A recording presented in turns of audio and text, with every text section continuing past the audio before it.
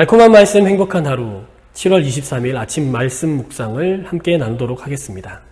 오늘 본문은요. 이사야서 9장 8절로 10장 4절입니다.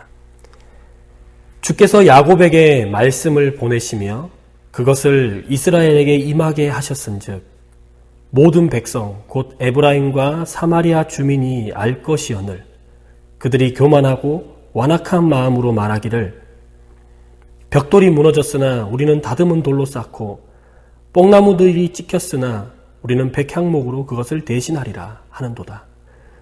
그러므로 여호와께서 르신의 대적들을 일으켜 그를 치게 하시며 그의 원수들을 격동시키시리니 앞에는 아람 사람이요 뒤에는 블레셋 사람이라. 그들이 모두 입을 벌려 이스라엘을 삼키리라.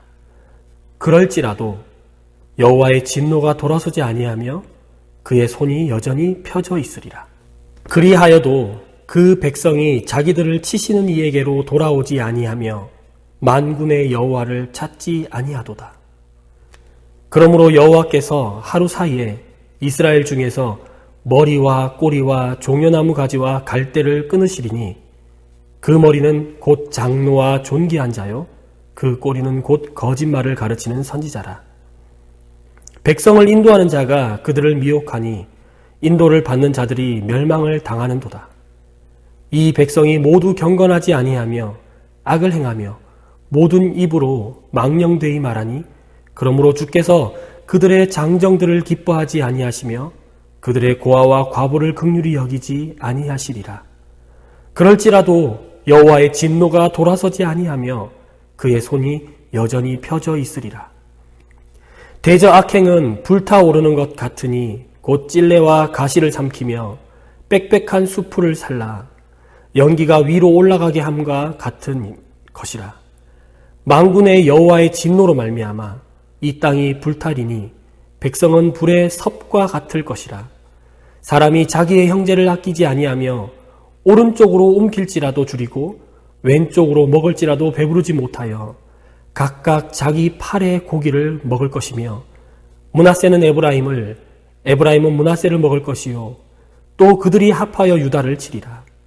그럴지라도 여호와의 진노가 돌아서지 아니하며 그의 손이 여전히 펴져 있으리라.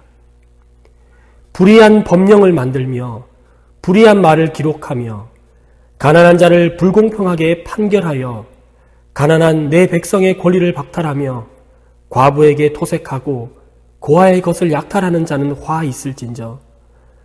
벌하시는 날과 멀리서 오는 환난 때에 너희가 어떻게 하려느냐? 누구에게로 도망하여 도움을 구하겠으며 너희의 영화를 어느 곳에 두려느냐? 포로된 자 아래에 굽으리며 죽임을 당한 자 아래에 엎드러질 따름이니라. 그럴지라도 여호와의 진노가 돌아서지 아니하며 그의 손이 여전히 펴져 있으리라. 9장 1절부터 7절까지의 말씀을 보면 스불론 납달리 이스라엘의 그 북부 지역 있잖아요. 늘 그 북방에 있는 많은 민족들로부터 공격을 당했던 그 북부 지방에 그 스불론과 납달리 그리고 갈릴리 지역에 하나님께서 한 아기를 주셨습니다. 그리고 그 아기를 통하여 구원하시겠다는 내용이 1절부터 7절까지의 내용이었습니다. 그리고 이 이스라엘의 징계 도구, 심판의 도구를 아수르로 삼았는데 그 아수르가 정말 교만하기 때문에 그 심판의 도구였던 아수르조차도 심판하시겠다는 내용이 10장 5절부터 이렇게 이어집니다. 그 본문 사이에 구원해 주시겠다, 심판의 도구로 삼았던 아수르까지도 멸망시켜버리겠다, 이 사이에 있는 내용들을 오늘 함께 살펴보도록 하겠습니다. 여러분, 오늘 8절부터 해서 쭉 되는 내용에 보면 4번의 문구가 반복되는 것을 볼 수가 있습니다. 9장 12절과 17절과 21절 그리고 10장 4절에 보면 그럴지라도 여호와의 진노가 돌아서지 아니하며 그의 손이 여전히 펴져 있으리라. 이렇게 손으로 아이를 누군가 때리려고 할 때 이 손이 펴져 있으리라. 이렇게. 그럴지라도 여호와의 진노가 돌아서지 아니하며 그의 손이 펴져 있으리라. 계속 반복됩니다. 첫 번째 이 여호와의 진노, 두 번째 여호와의 진노, 세 번째, 네 번째 사이에 있는 이 이스라엘의 태도와 그리고 이스라엘의 지도자들의 태도 등등을 좀 함께 살펴봤으면 좋겠습니다.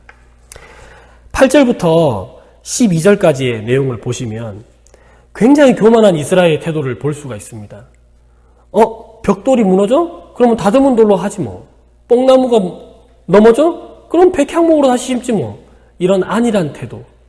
하나님께서 심판하시겠다고 하시는데도 불구하고 그럼 뭐 다른 거 하지 뭐. 자신의 죄에 대해서 민감하지 못하고 다른 거 하지 뭐. 다른 거 하지 뭐. 이렇게 생각하고 있습니다. 그래서 하나님께서는 그 이스라엘의 대적들을 사용하셔서 시리아와 블레셋을 사용하셔서 치셨습니다. 그러니까 내 자식이 다른 아버지한테 두드러 맞고 있는 거예요. 그럼에도 불구하고 여호와께서는 진노를 돌이키지 않으시고 손을 여전히 펴고 계세요. 그 마음을 한번 생각해 보십시오. 또한 이스라엘의 머리와 꼬리가 되는 고관들, 위에 머리가 돼서 앞에서 끄는 사람들, 꼬리가 돼서 뒤에서 밀어주는 사람들에 대한 태도도 나옵니다.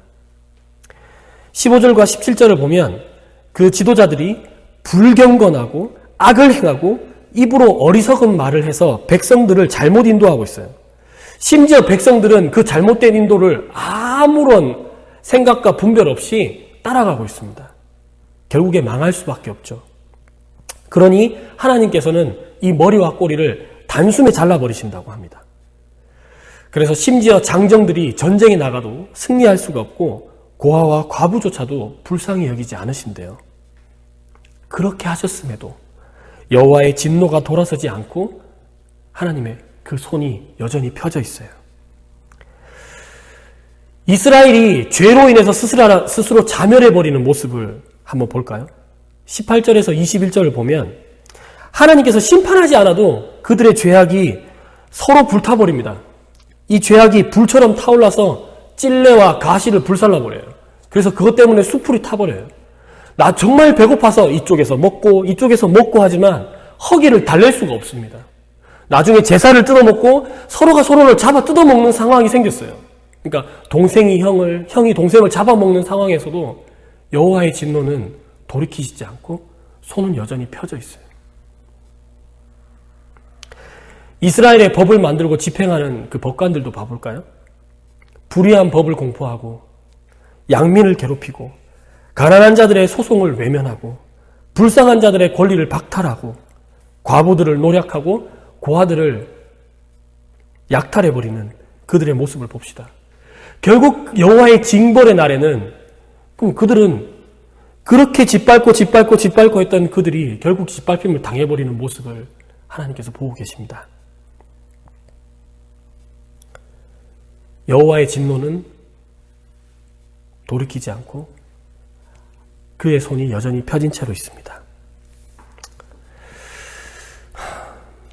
저는 내 아이의 아빠입니다. 아이들이 말을 안 들을 때 또는 부모님에게 불순종할 때 거짓말할 때 서로 사랑하지 않을 때 매를 듭니다. 근데 그 매는요 아이를 박살내버리기 위해서 아이를 없애버리기 위해서 드는 매가 아니에요. 다시는 그러지 말아라고 서로 사랑하고 살아라고 진실되고 정직하게 살아라고 드는 매입니다.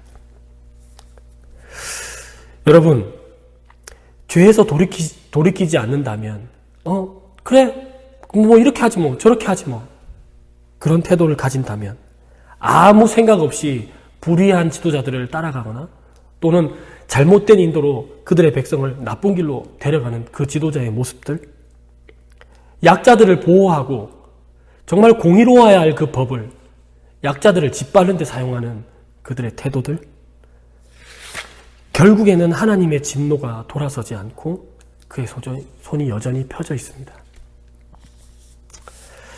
여러분, 하나님은 공의로우신 분이십니다. 죄를 결코 사랑하시지 않는 분이세요. 그래서 그런 그분이 그 모든 죄악을 자신이 사랑하는 아들에게 담당시키셨습니다. 오늘 하루 죄에 대해서 민감한 하루가 됐으면 좋겠습니다. 하나님의 진노가 우리의 죄악된 태도 가운데 여전히 있습니다. 그 죄를 주님 앞에 회개하는 저와 여러분이 되었으면 좋겠습니다.